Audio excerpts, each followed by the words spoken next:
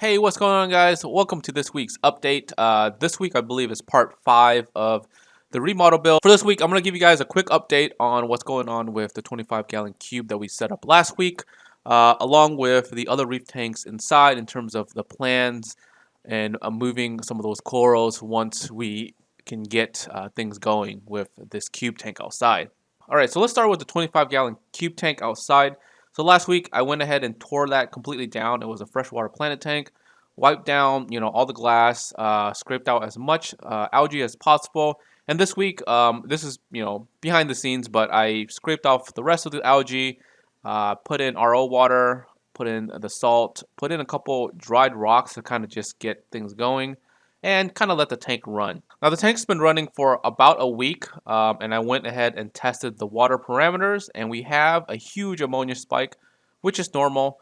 It's really out of this chart, so it's going to probably be, several weeks to actually take that ammonia level down. We do have a little bit of nitrite spike, so that means we do have a cycling process going.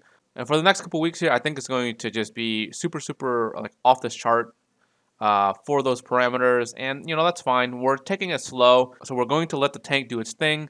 Once it gets closer to the cycling phase where it's almost done or almost over, I'm going to do probably a large water change in the tank or the system, and then add in a couple fish to kind of slowly stabilize the ammonia input. Right now, I just have a Kessel 160 lighting this tank up for now. So I just grabbed this LED from the sump inside and just put it across this tank so that we can kind of see something, or for me, I can actually see something. I actually measured the PAR on this LED at max intensity, and at the very bottom, it's about 70 to 90 PAR, and then somewhere in the middle to the very top of the tank, if I were to stack up the rocks, it was about 120 or 130. I don't think this LED is going to be viable for the anemones inside, so I'm going to have to place an order on a new LED for this tank. My anemones inside are getting about 200 to 230 PAR with the radions. So yeah, so going from like 200 PAR all the way down to like 100 PAR, that's going to be kind of a shock for the anemone. Obviously, we can kind of like transition them to that, but I don't think that's going to be enough light, to be honest. So I can definitely stack this tank with like rocks and have the anemones grow up top, but I don't really want to stack the rocks. This tank's going to be kind of more of like a grow out tank, so you're going to have macroalgae all over the place growing out, along with just a couple of anemones here and there. So obviously we need this tank to fully cycle so I can actually move some stuff around. But I'm going to show you guys the tanks inside, and I'm going to go ahead and share my plans and my ideas of terms of moving things around. So let's go inside real quick, and I'll show you guys the 54-gallon tank. So here's the 54-gallon tank. So what I'm going to be doing is all the anemones in this tank, I'm going to be moving it into the tank outside. All the fish in here are going to stay in this tank as a secondary, I guess, quarantine tank. So I have an initial quarantine, which is outside in the racks where they go through all the meds, all the deworms for, about 6 weeks to 2 months. And then afterwards, I put them into this tank here.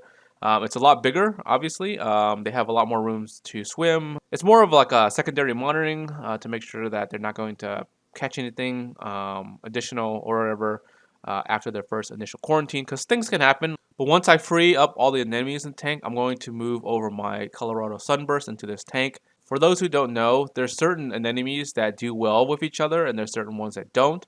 You'll start to see them kind of like curl up or just start to die, or it's kind of like I don't know, like a chemical or biological warfare that these different anemones output into the tank, and some of them do well, some of them don't do well. And I've actually kind of seen it, in this tank as well. For example, like my Black Widow is just doing really bad compared to other ones. I think the other anemones in this tank are like similar enough where they can coexist, but the Black Widow, for example, isn't doing well.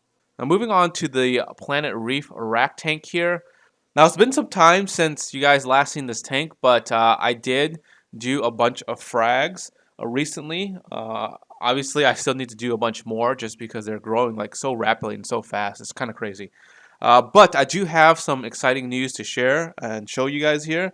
My Colorado Sunburst finally split. It's been a little over a year since I've had the anemone, and normally people like to cut their anemones.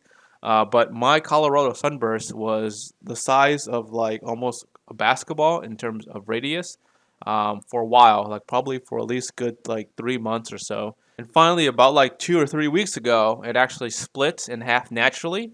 I like to, let the anemone do its thing, split on its own. It split naturally, and now I have two. So I'm super excited to see that the Colorado Sunburst is doing well, and it's split. It's happy. The color is just amazing. So it's been going through like these different color phases, and it's just been amazing to kind of watch and see. Alright guys, and that is a short update for the week. If you guys aren't subscribed yet, make sure you guys are subscribed. And like always, until next time guys, peace.